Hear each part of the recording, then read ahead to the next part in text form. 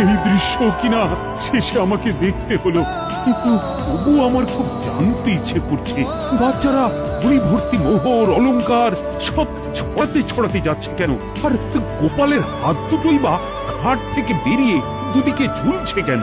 মহারাজ, আর একটা ব্যাপার কি আপনি লক্ষ্য করেছেন? কি বলো তো? গোপালের দেহ আরা কাঁধে করে নিয়ে যাচ্ছে।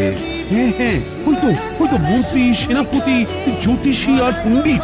আসলে গোপালের এই শেষ যাত্রা আমাদের কিছু শিক্ষা দিয়ে যাচ্ছে মহারাজ। এই যে দেখুন, যারা গোপালকে সহ্য করতে পারত না, এখন তাদেরই কাঁধে গোপাল যাচ্ছে।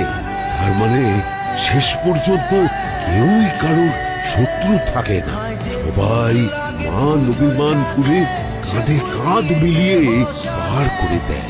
আর অলংকার ছড়িয়ে যাচ্ছে, সেটাও বুঝিয়ে দেয় যে এই অর্থ সমৃদ্ধি সবই ফেলে একসময় চলে যেতে হবে।